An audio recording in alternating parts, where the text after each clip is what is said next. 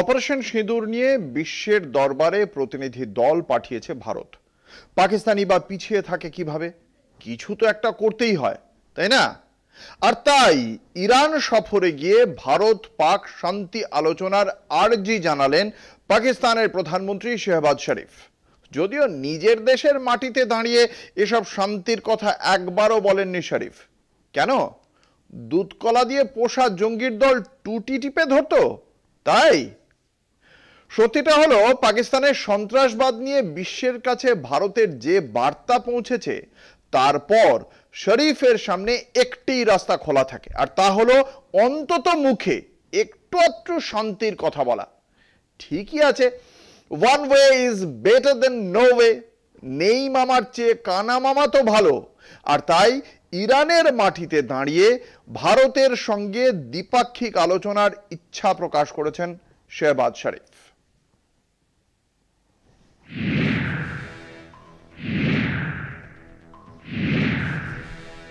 কাশ্মীর জঙ্গি কার্যকলাপ সহ একাধিক বিষয় ভারতের সঙ্গে শান্তি আলোচনা শুরু করতে চায় পাকিস্তান। ইরান সফরে পাক প্রধানমন্ত্রী শেহবাজ শরীফ এই ইচ্ছা প্রকাশ করেছেন। পিটিআই সূত্রে খবর, কাশ্মীর জঙ্গি সমস্যা, জল সমস্যা এবং বাণিজ্য সহ বিভিন্ন বিষয়ে আলোচনা চান শরীফ। Committed plebiscite in Jammu and Kashmir. We are ready to talk for the sake of peace on water issue with a neighbor.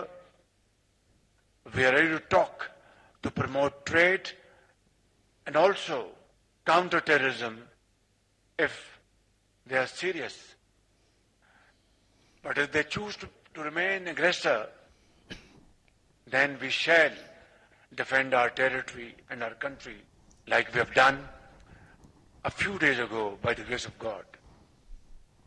But if they accept my offer of peace, then we will show that we really want peace seriously and sincerely. My dear brother President, তেহরানের ইরানের president Masoud পেজেশকিয়ানের সঙ্গে সাংবাদিক বৈঠকে এই মন্তব্য করেন শরীফ। যদিও ভারত আলোচনা নিয়ে অবস্থান স্পষ্ট করেছে, সীমান্ত পার থেকে সন্ত্রাস নিয়ে পাকিস্তানের অবস্থান স্পষ্ট হলেই কথা শুরু হতে পারে বলে জানিয়েছে ভারত। এদিকে ভারত পাক সমস্যা মেটানো নিয়ে উৎসাহ দেখিয়েছেন ইরানের সুপ্রিম আয়াতুল্লাহ সৈয়দ আলী খামাইনিও। তিনি বলেন, ভারত পাকিস্তানের সংঘর্ষ বিরতি হওয়ায় আমরা খুশি। আশা করছি দুদেশের সমস্যার সমাধান হবে।